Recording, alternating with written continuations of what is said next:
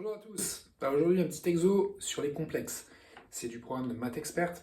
Ok, ça parle donc des nombres complexes, hein, l'ensemble grand C. Et pourtant, la question, en fait, la problématique de l'exercice, on n'a pas trop de complexe. En fait, l'exo, il sert à ça. C'est-à-dire, l'objectif, c'est trouver la valeur du cosinus de pi sur 12. Quand on fait un peu de trigo, quand on débute avec la trigo, en classe de première et même en terminale, on apprend certaines valeurs caractéristiques de cosinus et de sinus. Alors on a le cosinus de 0, de pi sur 2, de pi sur 3, pi sur 4, et en fait pi sur 12 ne fait pas partie des angles dont il faut connaître par cœur la valeur du cosinus et du sinus. Donc on est un peu... on dit, wow, on va trouver le cosinus de pi sur 12, c'est incroyable. La plupart des calculatrices d'ailleurs ne donnent pas la valeur exacte, hein, c'est juste une valeur approchée, mais nous on va la trouver, cette valeur exacte du cosinus de pi sur 12, grâce aux complexes, même s'ils n'interviennent pas dans la problématique, parce que les complexes, en passant dans ce monde-là, et en revenant ensuite dans le monde des réels, on réussit à résoudre des problèmes. Alors, quand on regarde par contre les sous-questions de l'exercice, là oui, on s'aperçoit qu'il s'agit bien de nombres complexes, donc il y a des prérequis pour cet exo. Alors, c'est quand même un des exos les plus classiques que vous pouvez avoir en MathExpert qui utilise les différentes formes des nombres complexes. Donc les prérequis, c'est bien sûr de savoir ce que c'est qu'un nombre complexe, mais aussi de connaître les trois formes possibles pour l'écriture d'un nombre complexe, c'est-à-dire sa forme algébrique, a plus ib, sa forme exponentielle, hein, r(i(θ, et puis sa forme trigonométrique, r, parenthèse, cos θ plus sinus θ.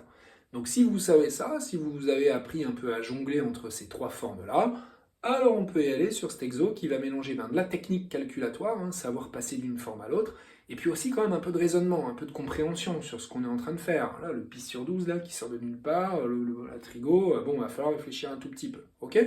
On y va, c'est parti. Alors on se laisse guider tranquillement dans cet exo. Pour l'instant, en tout cas la première question, il n'y a pas vraiment de réflexion à avoir. La deuxième non plus, en fait, c'est que sur la 3, qu'on aura vraiment à réfléchir, à se dire mais vers quoi il nous emmène. Ok? Première question, Z1, que voilà, 1 plus i racine de 3, Z2, que voilà, 1 plus i, tout simple, tout facile, c'est deux nombres complexes.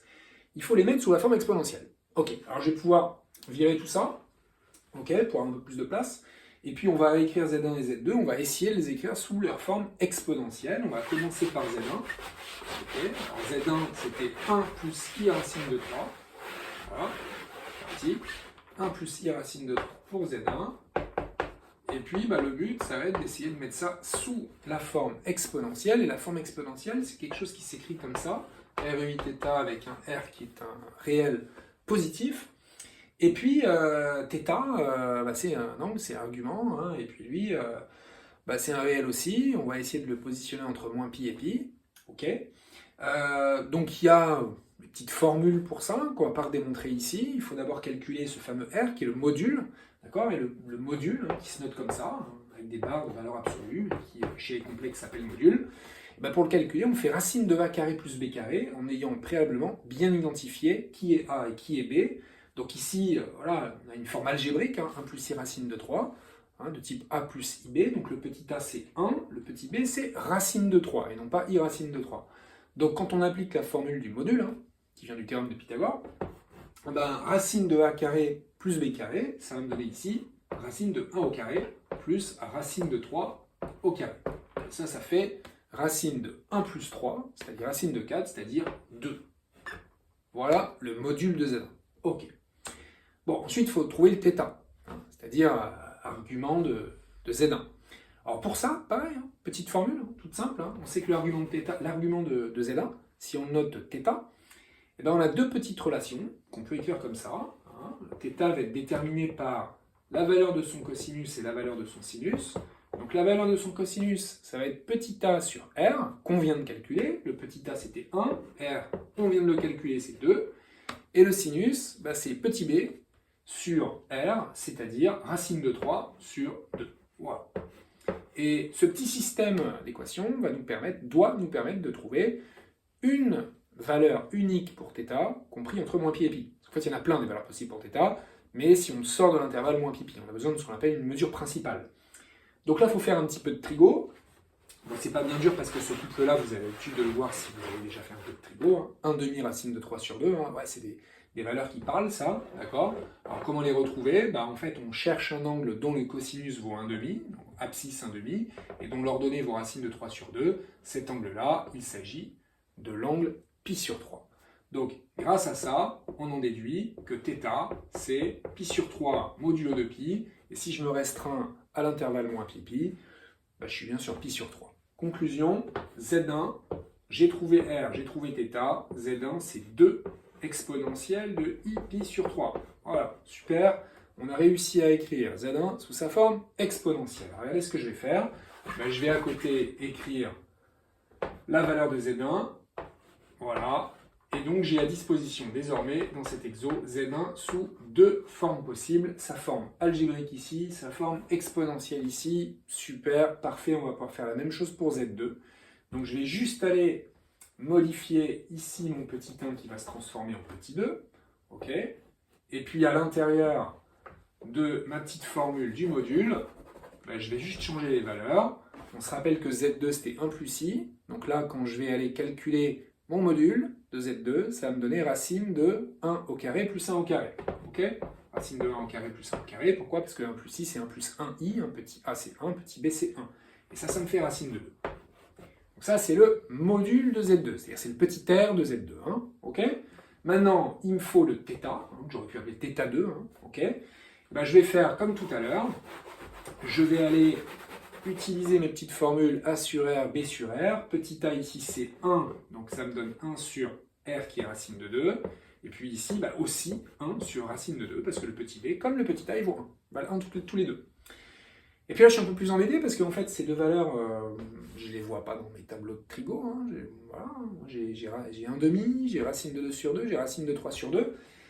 Mais pourtant, on les connaît. Mais pas sous cette forme-là. Hein. Et on peut avoir le réflexe quand même. Alors, soit on peut déjà s'attend, parce qu'on l'a déjà fait plein de fois, et on sait qu'un sur racine de 2, en fait, on connaît une autre façon de l'écrire qui nous permet de retrouver une valeur de cosinus qui est connue. Mais sinon, hein, on se rappelle que les racines carrées, on n'aime pas trop les voir écrites au dénominateur des fractions. Donc il s'agit ici de multiplier par la racine carrée de 2 en bas et en haut, bien sûr, pour obtenir finalement racine de 2 sur 2. Et oui, et cette valeur-là, on la connaît très bien. D'ailleurs, c'est la même ici pour le sinus. Racine de 2 sur 2. Je suis où? Ben, je suis ici pile sur la première bisectrice, c'est-à-dire en pi sur 4. Donc ici, mon θ, il vaut pi sur 4 modulo de pi. Voilà. Et donc, on a aussi l'expression de Z2 sous sa forme exponentielle. RUIθ, ça va me donner donc ici racine de 2 exponentielle de i pi sur 4. Je l'écris juste en dessous. OK? Voilà. On a réussi à transformer nos deux nombres complexes Z1 et Z2. Voilà, j'aurais écrit sa forme algébrique sous leur forme exponentielle. OK? Donc racine de 2, E, I, pi sur 4. Super. Ça, c'était la question 1. Voilà, maintenant, on a deux formes à disposition. On va voir que les deux sont utiles. On me demande en question 2 d'aller travailler sur le quotient Z1 sur Z2. Et on me le demande, pareil, de deux façons. On me le demande sous la forme algébrique. On me le demande sous la forme exponentielle. OK? Alors, il y en a une qui est maintenant beaucoup plus facile que l'autre, d'accord? Et ceci grâce, finalement, à la forme exponentielle. Et là, c'est de l'écrire sous forme exponentielle. Alors, pourquoi? Parce que quand je vais remplacer, regardez, Z1 sur Z2, hein, elle est très pratique pour ça, hein, cette forme exponentielle. Eh bien, on a le droit d'utiliser les propriétés de l'exponentielle complexe qui sont les mêmes que les propriétés de l'exponentielle réelle. Hein. Rappelez-vous, exponentielle de a plus b, c'est exponentielle de a fois exponentielle de b, exponentielle de a moins b, c'est exponentielle de a sur exponentielle de b. Donc c'est ce qui rend les calculs très faciles. Hein. Cette exponentielle complexe, on se rappelle que ça vient des propriétés du module et de l'argument. Le fait de les écrire comme ça, avec des exponentielles, bah, ça va très vite parce qu'on a l'habitude de le faire sur les réels. Donc, qu'est-ce que ça va nous donner? Ça va nous donner 2 sur racine de 2 fois exponentielle de la différence des deux arguments, c'est-à-dire de i pi sur 3 moins i pi sur 4. Donc, je vais mettre i en facteur et ça va me donner pi sur 3 moins pi sur 4. Voilà ce que me donne le quotient Z1 sur Z2. OK? Alors, là, c'est déjà sous forme exponentielle. On voit un R, E, I, θ. On va quand même essayer de réduire un petit peu le R et le θ pour que ce soit un peu plus joli. Le 2 sur racine de 2, on peut faire la même technique que tout à l'heure, ne pas aimer les racines carrées de dénominateur, donc multiplier par racine de 2 en haut et en bas. Ça va me donner en bas 2 et en haut 2 racines de 2. Je peux barrer un 2 en haut, un 2 en bas. Il ne me reste plus que racine de 2. OK? Et la petite différence pi sur 3 moins pi sur 4, donc là j'aurais écrit quand même que j'ai racine de 2, voilà. Et ma petite différence pi sur 3 moins pi sur 4, en mettant sous le même dénominateur mentalement j'ai des douzièmes, là j'en ai 4, je multiplie par 4, 3 fois 4 pour avoir 12. Donc là j'ai 4 pi sur 12 moins 3 pi sur 12, et ceci me fait 1 pi sur 12, c'est-à-dire pi sur 12. Et là, quand on voit la suite de l'exo et qu'on voit qu'en fait on nous parlait du cosinus de pi sur 12, on est un peu rassuré, on se dit ah, il y a un lien, il y a un petit lien, hein, ok? Voilà, ça c'est l'écriture de Z1 sur Z2 sous sa forme exponentielle. J'efface tout ça, je écris juste le résultat, ce qu'on vient de trouver, racine de 2 exponentielle de i pi sur 12. Oh, j'ai oublié la racine de 2, pardon, racine de 2 qui est le module, exponentielle de i pi sur 12. Voilà l'écriture de Z1 sur Z2, le quotient, sous sa forme exponentielle. Ok. Alors on va essayer maintenant de l'écrire sous forme algébrique, Z1 sur Z2. Alors, on peut déjà avoir peut-être une idée, c'est de se dire, bah, maintenant que j'ai la forme exponentielle, peut-être que je peux passer par la forme trigo, ok, pour obtenir la forme algébrique. Mais si j'écris ça sous sa forme trigo, j'obtiens racine de 2 fois cos pi sur 12 plus i sinus pi sur 12, mais je ne les connais pas, les valeurs de cos pi sur 12 et sinus pi sur 12, d'ailleurs c'est l'objectif de l'exercice, donc je ne peux pas passer par la forme trigo pour en déduire la forme algébrique, là ça ne va pas marcher. Donc il faut que je repasse par l'écriture des deux formes algébriques de Z1 et de Z2 en faisant le quotient, c'est-à-dire 1 plus i racine de 3 sur 1 plus i. Voilà, il faut que je fasse cette division, il faut que je fasse ce quotient. Alors, si je le laisse comme ça, je n'ai pas une forme algébrique, parce qu'en fait j'ai un quotient de deux formes algébriques. Donc ça ne me va pas. Moi je veux un truc à la fin qui s'écrive a plus ib. Ok? Donc petite technique que vous devez connaître bien sûr, pour diviser deux formes algébriques, on passe par l'expression conjuguée du dénominateur, c'est-à-dire qu'en fait on va devoir multiplier ici par 1 moins i. Et si je le fais en bas, je le fais en haut. Et en le faisant en haut, ça me donne ça. Gros calcul. Mais gros calcul, en bas, un nombre complexe fois son conjugué. Pourquoi on a fait cette opération? Pour se retrouver avec un réel. On sait qu'un nombre complexe fois son conjugué, c'est égal au carré du module. Donc on va avoir assez rapidement a carré plus b carré, c'est-à-dire ici 1 au carré plus 1 au carré, en bas. Hein, c'est fait pour ça. Le fait qu'on multiplie par l'expression conjuguée des dénominateurs, c'est fait pour éliminer les i. C'est la seule façon d'éliminer les i. D'accord? Et par cœur, on va le faire par cœur. En bas, on va avoir 1 au carré plus 1 au carré. Ok? C'est-à-dire 2. Hein. Et puis en haut, il me reste à développer. Donc je vais faire du développement là-dessus. Donc allez, 1 fois 1, 1, d'accord, plus 1 fois moins i, plus i racine de 3 fois 1, donc plus i racine de 3. Et puis moins i carré racine de 3, attention, moins i carré, ça fait moins 1, donc ça fait plus 1. D'accord? Et là, c'est réel. Plus racine de 3. Ok? Donc je vais mettre tout ça dans l'ordre, un petit peu. Ok? Déjà, ça va me faire 2 au dénominateur. Donc j'ai une grosse fraction avec un 2. Et puis je vais placer les réels à gauche et les imaginaires purs à droite. Donc ce qui est réel ici, c'est 1 et c'est racine de 3. Donc j'aurai un 1 plus racine de 3, plus, et puis des i, j'ai deux expressions avec des i, donc je peux mettre en facteur. Là, j'ai un moins 1 fois i, et là j'ai un racine de 3 fois i. Donc ça, je peux l'écrire facteur de moins 1 plus racine de 3. Ok? Moins 1 plus racine de 3. Voilà. Super. Ok. Voilà, c'est bien. On a Z1 sur Z2, ouais, on est content. Voilà. Et puis, est-ce qu'on a sa forme algébrique? Oui, presque. En fait, il vaudrait mieux couper quand même la fraction en deux, d'accord, hein, aller tronçonner cette barre de fraction pour écrire ça joliment. Voilà, c'est ce que je vous propose ici. 1 plus racine de 3 sur 2 plus i facteur de moins 1 plus racine de 3 sur 2. Ok? Je l'aurais écrit juste ici. Voilà. C'est ça. Et je vais mettre donc 1 plus racine de 3, le tout divisé par 2, plus i facteur de moins 1 plus racine de 3, le tout divisé par 2, et ceci a l'avantage de faire apparaître très clairement la forme algébrique de ce quotient Z1 sur Z2. Voilà le A, et voilà le B. Ok? D'accord? Donc je récapitule. Ce qu'on vous a fait faire pour l'instant, c'est vraiment, il n'y a pas de réflexion, il faut connaître ces techniques de passage d'une forme à l'autre. On est parti de deux nombres qui étaient sous forme algébrique, on les a écrits sous la forme exponentielle. Ok. Ensuite, on nous demande de faire le quotient et de l'écrire sous les deux formes. Alors, pour la forme exponentielle, on a utilisé les formes exponentielles des deux nombres, on a fait la division, on a utilisé les propriétés de l'exponentielle complexe. Okay. Et puis, pour la forme algébrique, là, on a utilisé les deux formes algébriques, on a fait la division, on a utilisé la technique du conjugué des dénominateurs, et puis on a finalement à la fin la forme algébrique. Okay. Donc ce nombre Z1 sur Z2, on l'a sous deux formes possibles. Okay. Algébrique et puis exponentielle. Et enfin, il y a une question 3. qui nous demande d'en déduire la valeur du cosinus de pi sur 12. Bon. Alors, il faut se débrouiller avec ça. Et a priori, là, on va chez les complexes, cosinus pi sur 12. Alors, si on voit déjà qu'il y a un petit lien parce qu'on voit ici le pi sur 12, et puis le mot cosinus, ça nous fait quand même penser à une forme qu'on n'a pas encore exploitée, qui est la forme trigonométrique. Voilà. Donc l'idée ici, et j'espère que vous y avez pensé, c'est d'essayer de faire apparaître la forme trigonométrique de Z1 sur Z2. Alors, celle de Z1, on n'a pas du tout besoin, celle de Z2 non plus. D'ailleurs, voilà, on aurait du cos pi sur 3, du sinus pi sur 3 ou bien pi sur 4, ça ne nous sert à rien. Par contre, celle-là, elle est intéressante, le Z1 sur Z2, c'est pour ça qu'on vous a fait travailler sur ce quotient-là, ok, hein, Z1 sur Z2, regardez, ça s'écrit comme ça, sous forme exponentielle, et on peut très facilement passer de la forme exponentielle à la forme trigonométrique. Il suffit d'écrire que EIθ, en fait, c'est cos θ plus I sinus θ. Donc mon Z1 sur Z2, regardez comment je vais l'écrire. Je vais l'écrire sous sa forme trigo, c'est-à-dire racine de 2 facteur de cos pi sur 12 plus I sinus pi sur 12. Voilà. Et vous savez que la forme trigo, quand on la connaît, eh ben on peut aussi facilement aller récupérer la forme algébrique. Parce qu'en fait, il suffit de développer le petit r. Voilà.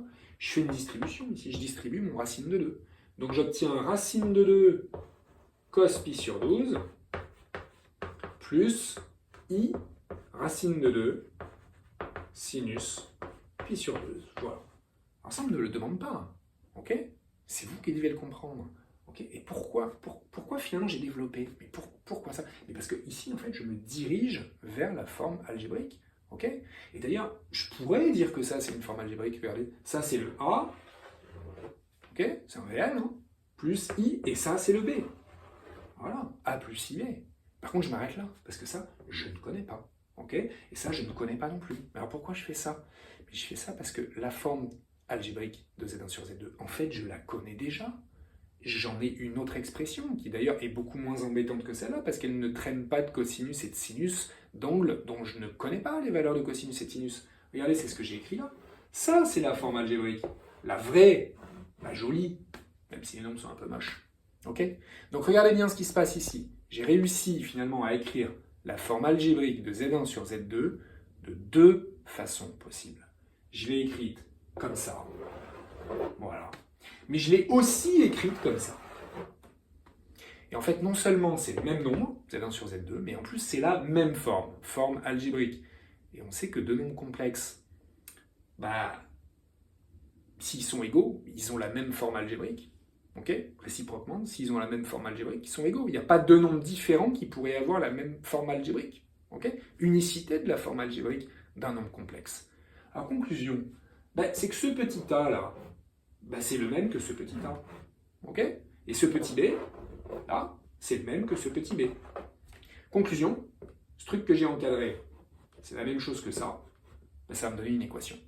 Une équation dont l'inconnu est ce que je recherche dans ma problématique, c'est-à-dire la valeur du cos de pi sur 12. Ok? Écrivons l'équation. J'efface tout le reste. Tout le reste ne m'intéresse plus, parce que là, vraiment, j'en suis à la question 3. C'est ça un peu l'objectif de l'exo. Je répète donc, cette partie réelle est égale à cette partie réelle, c'est-à-dire 1 plus racine de 3, le tout sur 2, est égal à racine de 2 fois le cosinus de pi sur 12. Voilà, c'est très facile d'en déduire la valeur de cos pi sur 12, parce qu'il suffit maintenant de diviser par ce qui me gêne ici, c'est-à-dire de diviser par racine de 2, ce qui va me donner 1 plus racine de 3 sur 2 racines de 2. J'ai trouvé la valeur de cos pi sur 12, en tout cas sa valeur exacte. Okay, il y a certaines calculatrices qui le font, qui donnent la valeur exacte du cosinus de pi sur 12. Vous pouvez vérifier, et si vous vérifiez, en fait, vous n'obtenez pas la même chose. Wow, la calculette donne une forme qui est jolie, avec plein de racines carrées, mais qui n'est pas la même que celle-là. Alors, pourquoi? Mais pourtant, il n'y a pas d'erreur. Alors, pourquoi? Parce que votre calculatrice, sophistiquée, elle a aussi des petites notions d'élégance mathématique. Elle sait qu'on n'aime pas trop laisser, encore une fois, des racines carrées au dénominateur. Ok, c'est une sorte d'élégance mathématique. Bon, il y a des vraies raisons à ça, mais pour l'instant, pour nous, c'est juste de l'élégance. C'est bien d'être élégant en maths. Donc, qu'est-ce qu'on fait? On va multiplier encore une fois par racine de 2 en haut et en bas. Donc, attention, si je multiplie en haut, je dois mettre des parenthèses, ok, pour éliminer la racine carrée qui est en bas. Ce qui va me donner, regardez bien, En bas, 2 fois racine de 2 fois racine de 2, 2 fois 2, ça fait 4. Et en haut, il faut que je développe. Et quand je développe, j'obtiens 1 fois racine de 2, c'est-à-dire racine de 2. Et racine de 3 fois racine de 2, que je peux réécrire en utilisant mes propriétés sur les produits de racine carrée, ça fait racine de 3 fois 2, c'est-à-dire racine de 6. Conclusion, on a trouvé la valeur exacte de cos pi sur 12. Et si vous n'avez pas de calculatrice qui vous permet de trouver, de vérifier la valeur exacte de cos pi sur 12, elle ne vous donne qu'une valeur approchée. Rien ne vous empêche de taper cette expression-là dans la calculatrice, d'appuyer sur Enter, de demander une valeur approchée aussi, de constater que ça sera la même. C'est-à-dire une valeur qui est quand même très proche de 1, parce que je vous rappelle que pi sur 12, c'est quand même un tout petit angle, hein, c'est la moitié de l'angle pi sur 6. Donc quand je suis là, j'ai un cosinus quand même qui est très proche de 1, hein, d'accord? Donc ça va faire 0,9 et quelques. Okay, vous avez bien une valeur qui est très proche de 1. Ok? Donc récapitulons. Un exo dont l'objectif c'est de trouver une valeur de trigo. A priori rien à voir avec des nombres complexes, mais les complexes servent entre autres à ça, hein, c'est-à-dire de quitter les réels. Ok, on va faire un petit tour chez les complexes, un monde un peu imaginaire, on fait des petits calculs, on s'amuse un peu, et à la fin par contre on revient dans le monde réel, et on est très content parce que le passage de l'autre côté du miroir chez les complexes nous a permis finalement à la fin de résoudre notre problème. Là on est revenu chez les réels, hein, il n'y a rien de complexe là-dedans, regardez, c'est que des réels, pas de problème. Ok, voilà, et donc ça c'est vraiment peut-être l'exo le plus important à maîtriser quand on est en maths experte et qu'on fait des trucs sur les nombres complexes, et que ça y est, on a tout qui est au point, les formules sont connues, tout est ok, qu'on veut mettre un peu de raisonnement. Ok, il existe aussi sous d'autres versions, parce qu'il y a différentes façons de récupérer le pi sur 12. Hein. Là, je l'ai fait sous forme d'un quotient, mais en fait, il n'y a pas que la combinaison de pi sur 4 et pi sur 3 qui peut donner pi sur 12. Hein. On peut le trouver avec des négatifs, on peut le trouver aussi non pas avec une division, mais avec une multiplication. Donc vous qui avez peut-être le même objectif dans un exo, c'est-à-dire calculer cosinus de pi sur 12, on vous dirige peut-être vers un produit d'un Z1 par un Z2, qui ne sont pas les mêmes que le mien, mais qui vont vous mener au même résultat à la fin. Ok, voilà, merci beaucoup, à bientôt.